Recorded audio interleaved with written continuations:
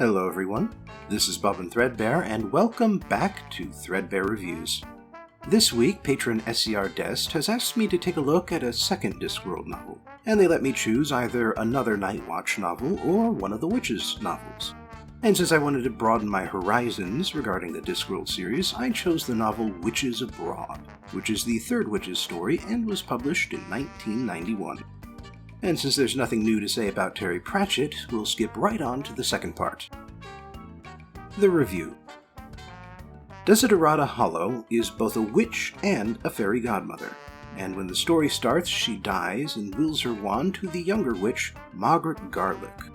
She also leaves Margaret a note instructing her to visit the far-off land of Genoa, basically Discworld New Orleans, and to not bring Nanny Ogg and Granny Weatherwax with her. So naturally, all three of them go on the trip. Along the way, the three witches stumble into a series of fairy tales that they shred apart both literally and figuratively, and once they reach their destination, they discover that Desiderata's counterpart, another fairy godmother named Lilith, is manipulating the old stories in order to put herself in power and run Genoa to her whims. Antics ensue, but in the end, the three witches, along with a local voodoo lady named Mrs. Gogol, put a stop to Lilith's designs and allow the people of Genoa to live their lives without having to hit any story beats. First of all, I should mention that when I started reading Witches Abroad, I didn't bother checking which novel it was in the series. And despite going in blind, I was introduced to the three main characters so thoroughly that, for all I knew, this might have been the first novel they were in. And for a series like Discworld, that is definitely an asset. It means you could pick up any novel at random and not even be a little bit lost, since the story is completely self-contained. Second, the characters of Granny Weatherwax, Nanny Ogg, and Margaret Garlick are so vivid that I could practically hear them talking every time I read their dialogue. Incidentally, I'm pretty sure they all have Northern English accents. But what I liked in particular was that all three witches had a unique set of virtues and flaws, and because of the way they overlapped, they all work better as a team than they would on their own. Margaret is enthusiastic but naive, Nanny Ogg is outgoing but easily distracted, and Granny Weatherwax is experienced but cynical. It would have been easy to have one of the characters stand above the other two and act as the author's mouthpiece, but I never got the sense that Pratchett thought that any of them were completely right about the way the world works. Weatherwax has the most lines to that effect since she's the voice of experience, but even her perspective is more bitter than what we get from the narration and the asides, which are definitely written in Pratchett's voice. Another thing we get from the book is a portrait of bad tourists. The book doesn't get to Genoa until the halfway point, and before then it spends most of its time with the three witches bumbling their way into one quiet town after another. And while in some cases they improve things by dismantling the storybook elements, other times they just make a spectacle of themselves by ignoring local customs or by butchering the local language. You really get the sense that the witches love the fresh perspective of travel but hate all the foreignness that comes with it. So, much like Guards, Witches Abroad is a book I highly recommend to anyone who enjoys fantasy, parody, or just reading in general.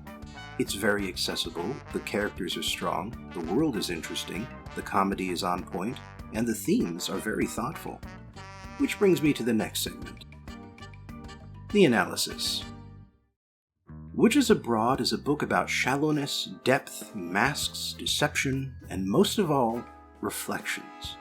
The villain of the book is a dark reflection of Granny Weatherwax, in more ways than one. In the most important sense, it's the fact that they both start from a similar place, but then go in two completely different directions. Weatherwax hates a lot of things about the world. She hates the way that young women keep coming up with new demands and new ideas for how to live their lives, when the way she lives her life should be good enough for anyone. She hates Nanny Ogg's promiscuity and Margaret's hobbies. She hates the way that foreign people cook their food and the way foreign witches call themselves something different and use different tools. If any of them had any sense at all, they'd all listen to Granny Weatherwax and behave themselves. But what does she do with all this hate? She'll grumble, she'll complain, and she'll shake her head, but then, once she's said her piece, she'll accept that you've made a mistake and move on. If you try to cross her, she'll threaten you or make you believe she's turned you into a frog, but nothing more than that. Weatherwax knows who she is, and she knows that no one else is. And while she doesn't always like that fact, she does accept it. But Lilith is different. Lilith is all about smiles and happiness, and if she doesn't think you're being happy enough, she'll make certain that you're happy. And how does she do this? By making sure you do things the way she wants them done. Because of course there's no other way to be happy. Lilith is right about everything. And if someone appears to be happy by doing something differently, then clearly they are mistaken and miserable and must be corrected. And if someone does something to make other people unhappy, like lying or stealing, then they must be removed from the equation entirely, preferably at the end of a news, since that will also serve as an example to everyone else. Both women hate the fact that other people are different, but while Granny Weatherwax is loud and unpleasant, she doesn't stop other people from being different. And while Lilith is charming and polite, her every action is an attempt to force people into the molds she makes for them. This makes Lilith happy, since the world around her now looks a bit more like how she wants it to be, but also makes everyone else around her miserable, since they'll get punished if they even think about being themselves. To put it another way, at one point Lilith tells Granny that they both have the same thoughts, but Lilith believes that she's braver and more honest because she acts on those thoughts and doesn't just let them pass. And Lilith is right that everyone has negative and hateful thoughts from time to time, and maybe there are some people out there who only don't act on them because they fear the consequences, but there are also people like Granny out there. People who evaluate their negative thoughts and choose not to act on them because doing so would bring needless harm to the world around them. Choosing not to act on bad thoughts isn't a matter of bravery, it's a matter of kindness. And so while the Grannies of the world are unpleasant to be around, the Liliths of the world are orders of magnitude worse.